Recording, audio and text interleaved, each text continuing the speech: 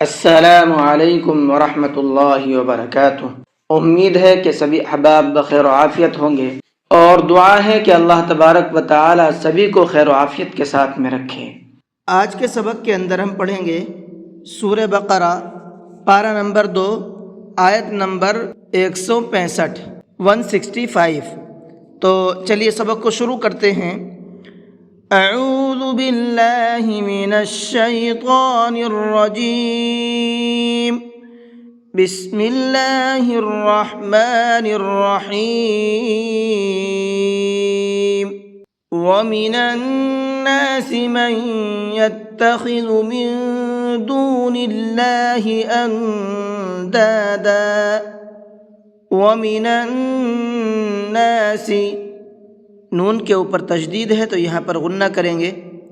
من یتخذ، یہاں پر یہ نون ساکن کے بعد میں یا ہے، نون ساکن کے بعد میں اگر یا آتا ہے تو وہاں پر بھی غنہ کر کے پڑھتے ہیں، من، اس طرح سے، من دون اللہ، من کے نون کے اندر اخفا کر کے پڑھیں گے، اس لیے کہ نون ساکن کے بعد میں دال ہے اور دال اخفا کے حرفوں میں سے ہے، تو یہاں نون کے اندر اخفا کریں گے، آواز کو ناک میں چھپا کر کے پڑھیں گے۔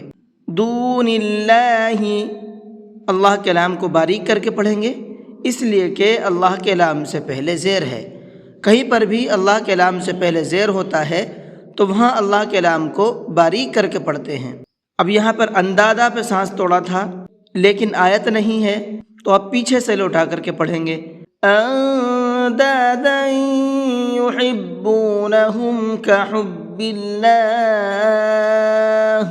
اندادا، ان کے نون کے اندر بھی اخفا کریں گے، یہ قاعدہ ابھی پیچھے گزرا ہے، نون ساکن کے بعد میں دال ہے، اور دیں کے اندر دال کے اوپر تنوین ہے اور تنوین کے بعد میں یا ہے۔ تنوین کے بعد بھی اگر کہیں پر یا آتا ہے تو وہاں پر بھی غنہ کر کے پڑھتے ہیں۔ دیں یحبونہم، یہاں پر یہ بڑا ہا ہے، بڑا ہا کو حلق سے نکال کر کے پڑھیں گے۔ کحب اللہ، یہاں پر اللہ کے لام کو باریک کر کے پڑھیں گے، اس لیے کہ یہاں پر بھی اللہ کے لام سے پہلے زیر ہے۔ والذین آمنوا اشد حبا للہ، آمنوا، یہاں پر یہ چھوٹا مد ہے، اس کو 1 سے 3 الف کے برابر کھینچ کر کے پڑھیں گے۔ اس اگلے لفظ کو دھیان سے سنیے گا، حبا للہ، یہ حبا للہ ہے، با کو لام میں ملائیں گے، با لام 2 زبر بل۔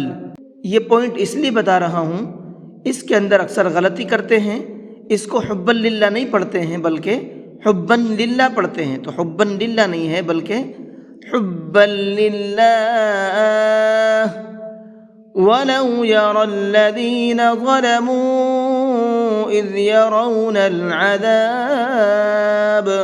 وَلَوْ يَرَى الَّذِينَ، را کو پر کر کے پڑھیں گے، ظَلَمُوا، ظا کو بھی پر کر کے پڑھیں گے، اور یہ آخر میں چھوٹا مد ہے، اس مد کو بھی 1 سے 3 الف کے برابر کھینچ کر کے پڑھیں گے۔ اِذْ يَرَوْنَ، اس را کو بھی پر کر کے پڑھیں گے۔ اب عذاب پہ وقف کیا ہے اور یہاں وقف کی علامت ہے لام الف کی، لام الف کی علامت پر وقف نہیں ہوتا ہے تو اب پیچھے سے لوٹا کر کے پڑھیں گے۔